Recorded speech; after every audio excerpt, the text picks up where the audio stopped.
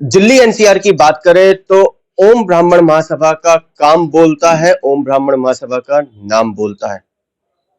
नमस्कार दर्शकों, भारत टीवी में आप सभी का स्वागत है। हमारे बीच में संस्थापक ओम ब्राह्मण महासभा से वाई के शर्मा जी हैं। हर बार की तरह इस बार भी 11वां ब्राह्मण वैवाहिक परिचय सम्मेलन का धूमधाम से आयोजन होने जा रहा है। क्या गतिविधियां, किस तरीके की तैयारियां, सर क्या कुछ कहना चाहेंगे?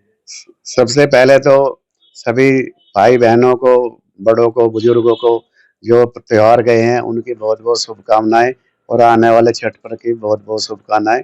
सबका साल जो है आगे बढ़ने वाला साल मंगलमय हो।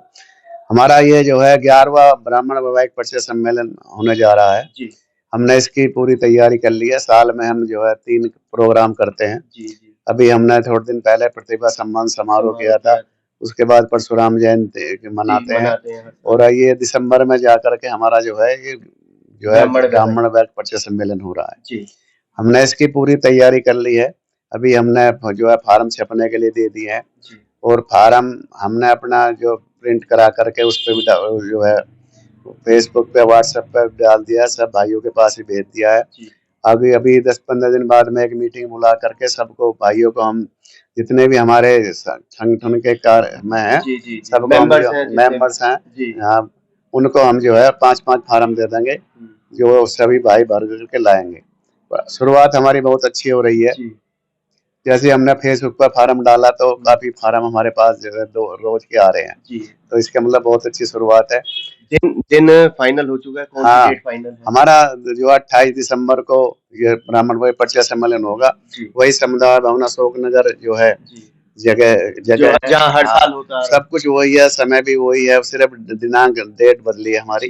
तो पिछली बार हमारा 25 का था, 23 का था। इस बार जो है समुदाय भवन खाली नहीं मिला तो हम जो है इस बार 28 का कर रहे हैं। शर्मा जी, इस बार क्या नया? हर बार हमारा नया ही होता है। सबसे बड़ा नया तो है कि जिस लिए हमारे ब्राह्मण भाई अपने बच्चों का रजिस्ट्रेशन कराते हैं वही सबसे मकसद हमारा वही नया ही करने का है। हमारा सबसे बड़ा काम ही है नया करने का कि हम जो है इसमें बायोडाटा की संख्या बढ़ाएं। हम जो है गिनती करने के लिए ब्राह्मण भाई परिचय सम्मेलन नहीं करते। हम चाहते हैं कि कम से कम जब हमारे ब्राह्मण भाई इतनी दूर आते हैं, परेशान भी होते हैं, सुबह शाम तक बैठते भी हैं और तो उनको हम जो है कम से कम 500 बायोडाटा की पत्रिका तो कम से कम दें। वो 600-700 हो जाए तो बहुत अच्छा है, हमारा लक्ष्य रहता है। तो इस बार का लक्ष्य क्या, 600 पार या 1000 पार? नहीं, इस बार का जो 1000 पार तो शायद नहीं हो पाएंगे, ज्यादा बड़ी बात नहीं कहनी चाहिए, लेकिन 600 पार का हमारा उद्देश्य है कि 600 पार हम बायोडाटा हम जो है प्रोग्राम से पहले कर लें और 100-150 बायोडाटा तो उस दिन जरूर आते हैं क्योंकि अब थोड़ा रुझान बदल रहा है लोग ब्राह्मण भाइयों का।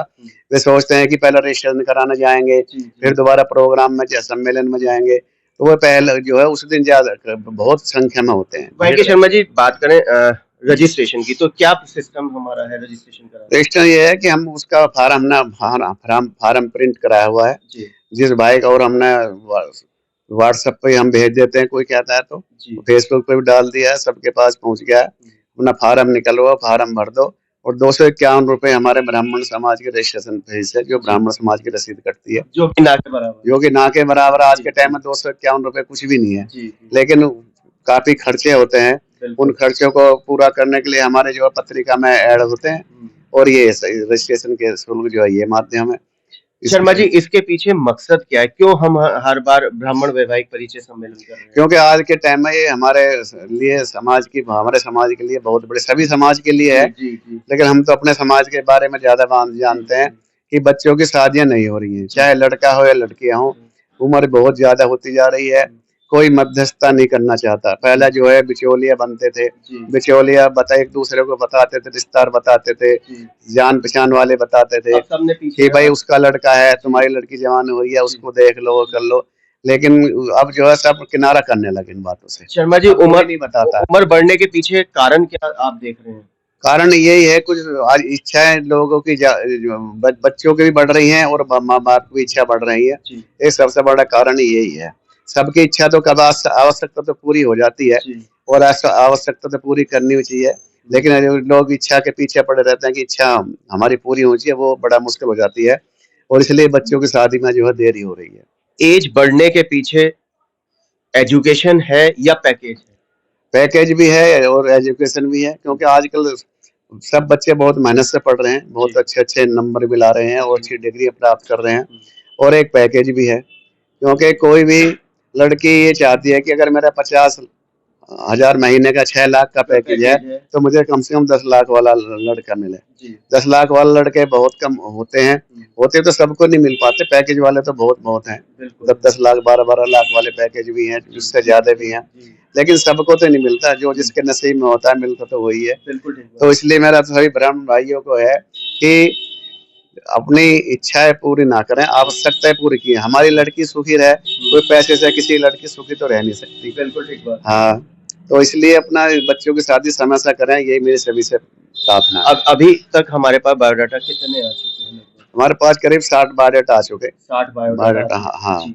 और हमारा अच्छा दिन पर दिन फ्रेश होता केस जा रहा है। ज्यादा है या क्या नाम है, वीडियो वगैरह या इस नहीं, तरह अभी के तक तो वीडियो का कोई नहीं आया, जी। ना कोई डायवर्सी आया। आएंगे, आते हैं वैसे, जी। पर इतनी भारी मात्रा में नहीं क्या आते। हम लेते हैं डाइवोर्सी केस और क्या नाम है वीडियो केस, क्या वो बायोडाटा भी हम लेते हैं? हाँ, लेते हैं हम। बिल्कुल लेते हाँ, तीनों को लेते हैं, विधवा का भी, विधुर का भी, सबका लेते जी, हैं, जी, तलाकशुदा का जो है। वहीं अगर हम एज की बात करें तो जो बायोडाटा आया लगभग उसमें एज क्या आपने नोट करा कि कितने एज तक के अभी तक करेंगे वो ठीक ही है। या देखो, जी। 25-26 साल तो बच्चों की एज हो जाती है, कोई पढ़ाई करते हैं। जी। अब ऐसा तो है नहीं, किसी ने पहले जब जमाने में बच्चा ने 12वीं कर ली, चलते शादी कर देते क्या हैं। कोई 30 प्लस भी आया है बायोडाटा?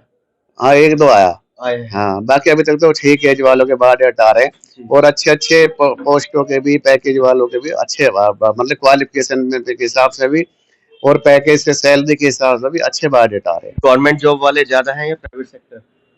अभी तो बीच के ही हैं। बीच के। हाँ, दोनों बराबर से ही हैं, लेकिन आगे जाकर सरकारी थोड़ा कम हो जाते हैं, प्राइवेट वाले बढ़ जाते हैं, क्योंकि आजकल सरकारी नौकरियां कहाँ मिल रही हैं, बिल्कुल ठीक। कंपटीशन इतना है, फिर वैकेंसी भी नहीं निकल रही है। तो ये तो चलता रहता है जो है। पब्लिक से, ब्राह्मण बंधुओं से क्या निवेदन? मैं ब्राह्मण बंधुओं से यही निवेदन करना चाहूंगा कि अपने अपने बच्चों के या अपने परिचितों के, रिश्तेदारों के, जान जो भी आपकी नॉलेज में है, जी।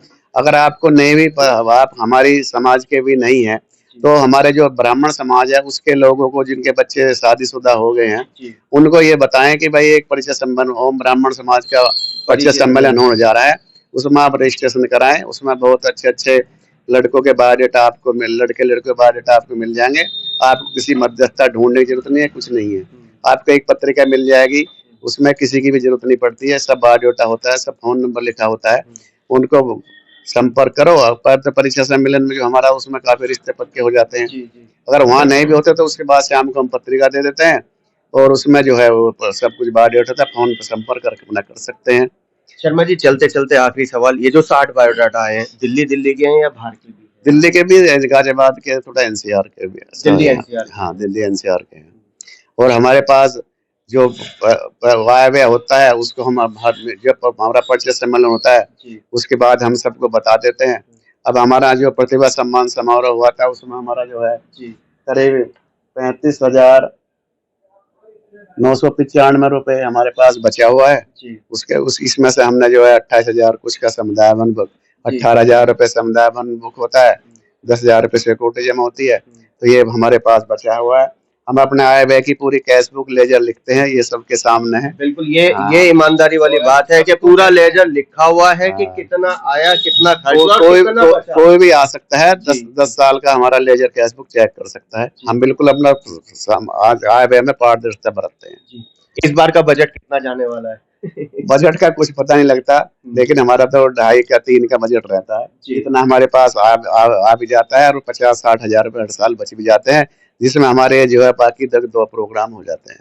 क्या जितनी भी ब्राह्मण समुदाय संस्थाएं खुली हुई हैं, क्या हमने उन सब निवेदन कर दिया है कि ज्यादा से ज्यादा संख्या? हाँ, हम सबको निवेदन करते हैं, हम किसी के साथ भेदभाव नहीं करते। हम तो चाहते हैं भाई, हम आपका आप करते हो, हम आपका सहयोग करेंगे, आप हमारा सहयोग करो, तो सब करते भी हैं। जितने भी, मुझे तो 11वां हम ब्राह्मण परिचय सम्मेलन कर रहे हैं, किसी भी कॉलोनी का ब्राह्मण समाज हो, या स्टेट स्तर पर हो, या जिले स्तर पर हो, या किसी अखिल भारतीय वर्ष के स्तर पर हो, सभी हमारा सहयोग करते हैं। हमें तो आज तक कोई ऐसा ब्राह्मण भाई मिला नहीं, कोई हमसे नाराज हुआ हो, या हमने जिससे सहयोग के लिए किया उसने हमारा सहयोग नहीं किया हो।